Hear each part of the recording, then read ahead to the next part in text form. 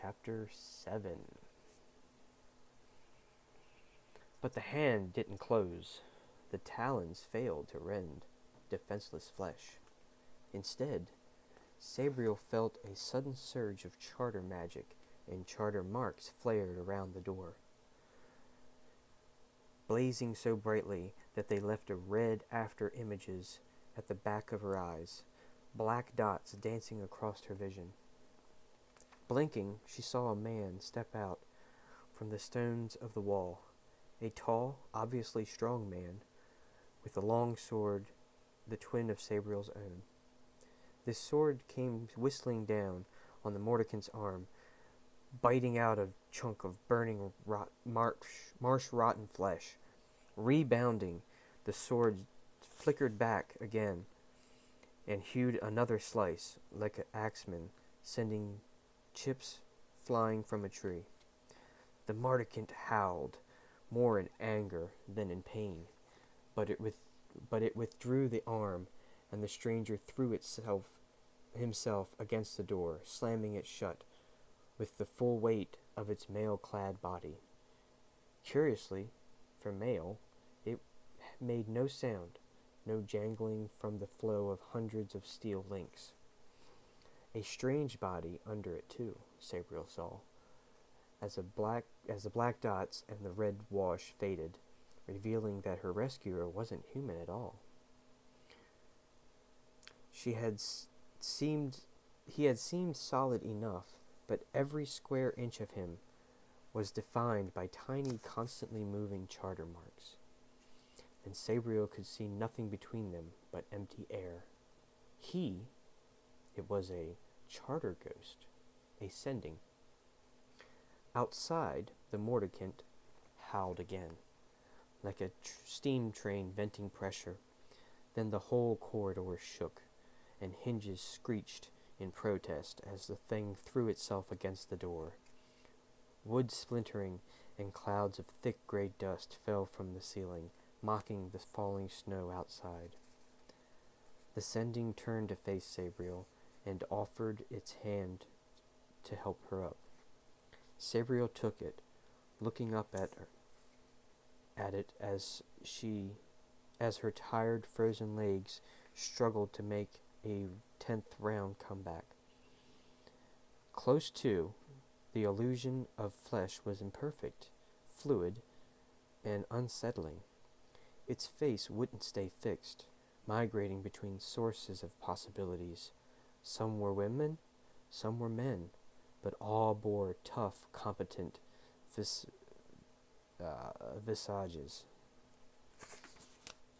Its body and clothing changed slightly too.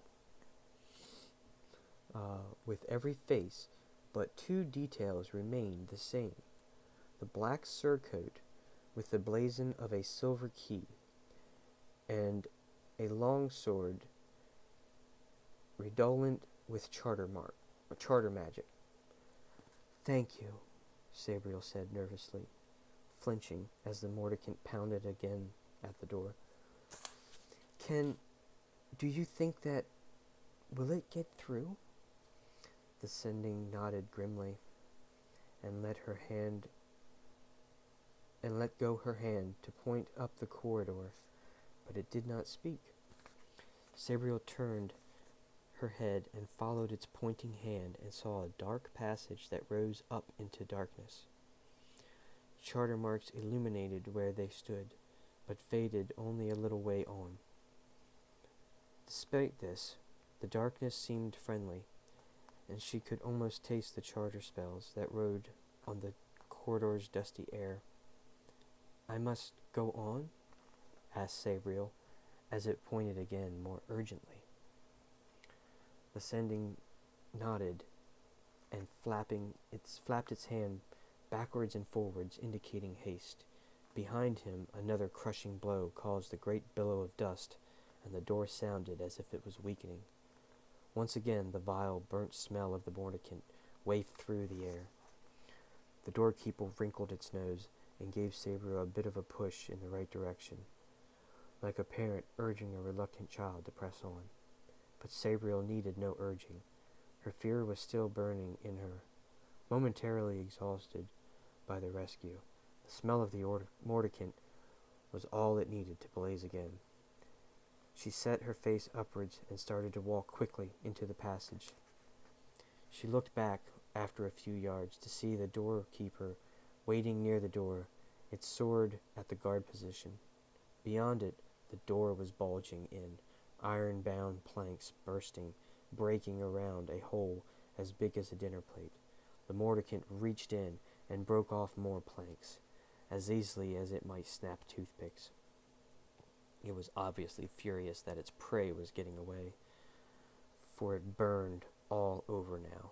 Yellow-red flames vomited from its mouth in a vile torrent, and black smoke rose like a second shadow around it, eddying into crazy circles as it howled.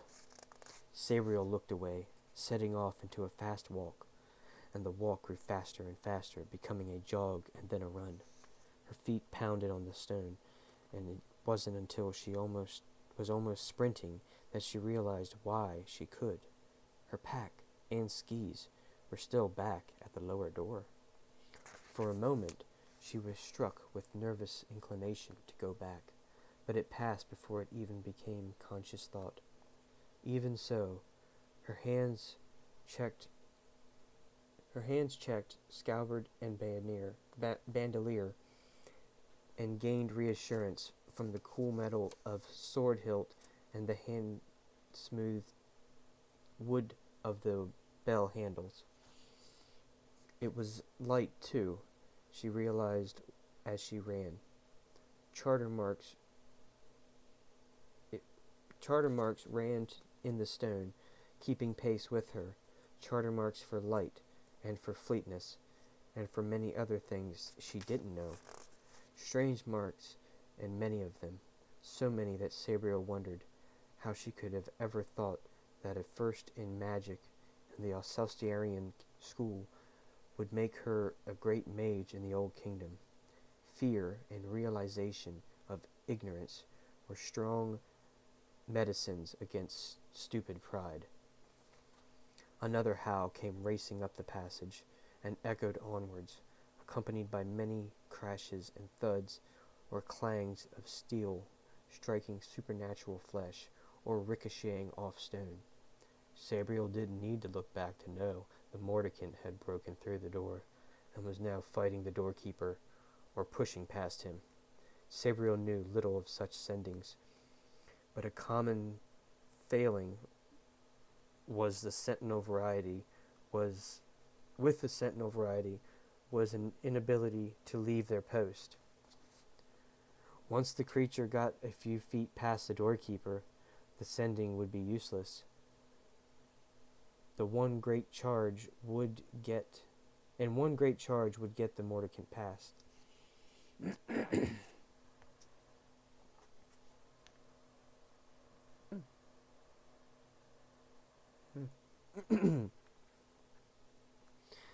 That thought gave another burst of speed, but Sabriel knew that it was the last. Her body, pushed by fear and weakened by cold and exertion, was on the edge of failing. Her legs felt stiff, muscles ready to cramp, and her lungs seemed to bubble with fluid rather than air. Ahead, the corridor seemed to go on, sloping ever upwards. But the light only shone where Sabriel ran, so perhaps the exit might not be too far ahead, perhaps just past the next little patch of darkness. Even as this thought passed through her mind, Sabriel saw a glow that sharpened into a bright tracing of a doorway. She half gasped, half cried out, both slight human noises drowned out by the unholy, inhuman screech of the mordicant. It was past the doorkeeper. At the same time, Sabriel became aware of the new sound ahead, a sound she had initially thought was the throb of blood in her ears, the pounding of a racing heart. But it was outside. Beyond the upper door, a deep roaring noise, so low it was almost vibration, a shudder that she felt through the floor rather than heard. Heavy trucks passing on the road above, Sabriel thought, before remembering where she was. In that same instant, she recognized the sound. Somewhere ahead, out of these encircling cliffs, a great waterfall was crashing down. And a waterfall that made so great a sound must be fed by an equally running great river. Running water!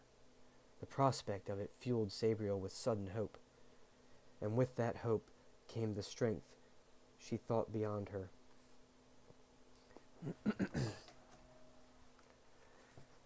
In a wild spurt against the wood, slowing for an instant, she needed to find the handle or ring.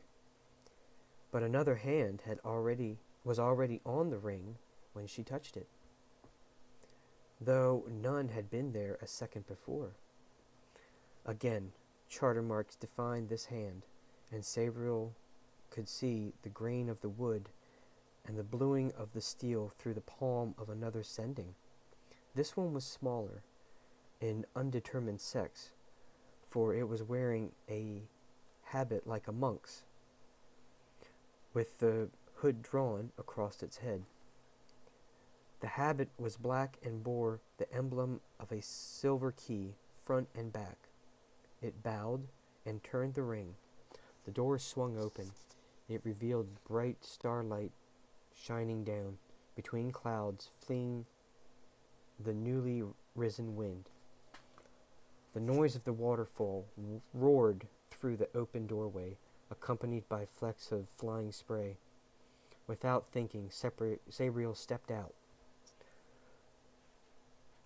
The cowled doorkeeper came with her and shut the door behind it, before dragging a delicate silver portcullis down across the door and locking it with an iron padlock. Both defenses apparently came out of thin air. Sabriel looked at them and felt power in them, for both were also charter sendings. But door, portcullis, and lock would only slow the mordicant, not stop it. The only possible escape lay across the swiftest of running river, or the untimely glare of a noonday sun.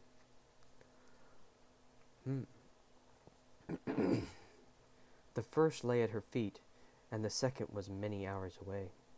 Sabriel stood on a narrow ledge that projected out from the bank of a river, at least 400 feet wide, or 400 yards wide. A little to her right, a scant few paces away, this mighty river hurled itself over the cliff to make a truly glorious waterfall. Sabriel leaned forward a little to look at the water crashing below, creating huge white wings of spray that could easily swallow her entire school, new wing and all, like a rubber duck swamped in an unruly bath. It was a very long fall, and the height, coupled with the sheer power of the water, made her quickly look back at the river. Straight ahead, halfway across, Sabriel could just make out an island perched on the very lip of the waterfall, dividing the river into two streams.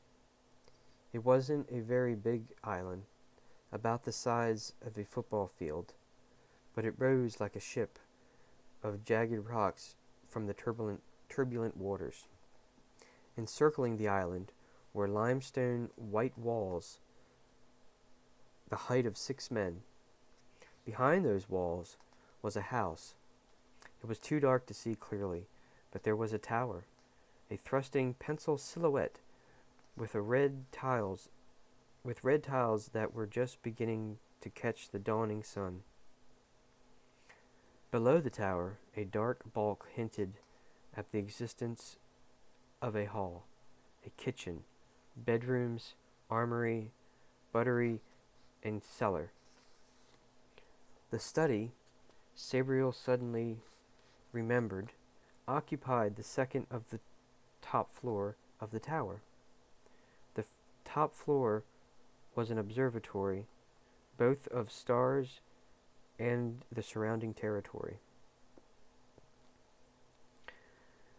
It was Abhorsen's house, home, although Sabriel had only visited it twice, or maybe 3 times, all when she was too young to remember much. That period of her life was hazy, and mostly filled with the recollections of the travelers. The interiors of the interior the interiors of their wagons and many different campsites that all blurred together. She didn't even remember the waterfall, though the sound of it did stir some recognition. Something had lodged in the mind of a 4-year-old girl. Unfortunately, she didn't remember how to get to the house. Only the words her mother sending had given her, Abhorsen's Bridge. She hadn't realized she'd spoken those words aloud, till the little gate warden tugged at her sleeve and pointed down. Sabriel looked and saw steps carved into the bank, steps leading right down to the river. This time, Sabriel didn't hesitate. She nodded to the charter sending and whispered, "Thank you," before taking the steps. The Mordicant's present was pressing at her again, like a stranger's rank breath behind her ear. She knew it had reached the upper gate, though the sound of the battering and destruction was drowned in the great roar of the waters. The steps led to the river, but did not end there. Though invisible from the ledge, there were stepping stones leading out to the island. Sabriel eyed them nervously and looked at the water. It was clearly very deep, and rushing past at an alarming speed. The stepping stones were barely above its that's a funny word. Boisterous wavelets. And even though they were wide and cross-hatched for grip, they were also wet with spray and the slushy remnants of snow and ice. Sabriel watched a small piece of ice from upstream hurtling by, and pictured its slingshot ride over the falls, to be smashed apart so far below. She imagined herself in its place, and then thought of the Mordicant behind her, and the dead spirit that was at its heart, of the death it would bring, and the imprisonment she would suffer beyond death.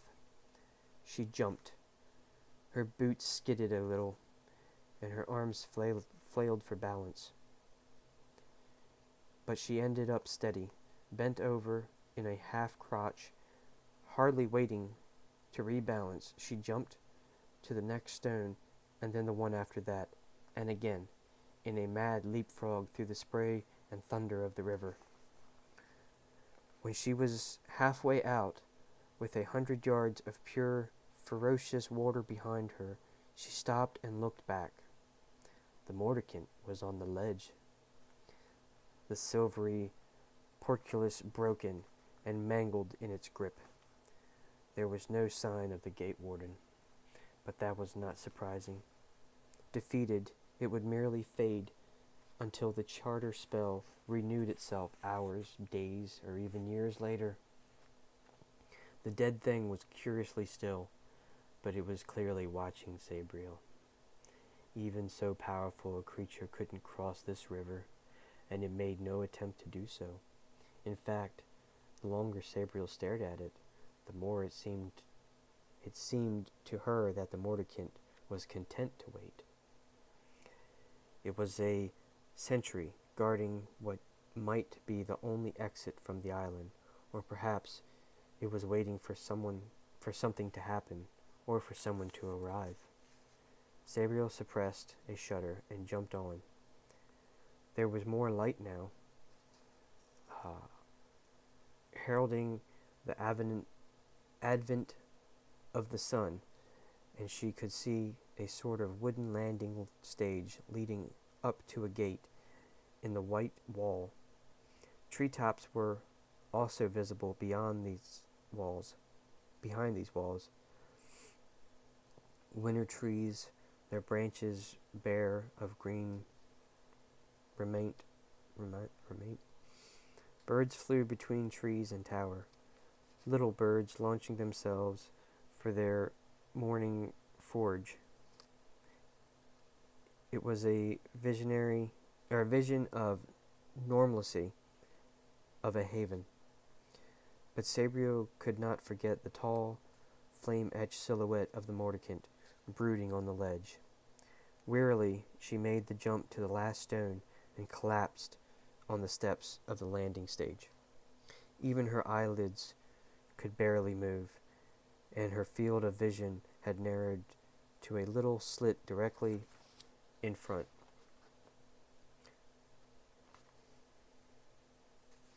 The grain of the planks of the landing stage loomed close as she crawled up to the gate and half-hearted fell in.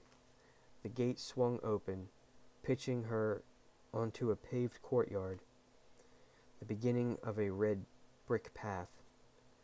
The bricks ancient, their redness the color of dusty apples. The path wound up to the front door of the house, a cheerful blue sky door, bright against whitewashed stone.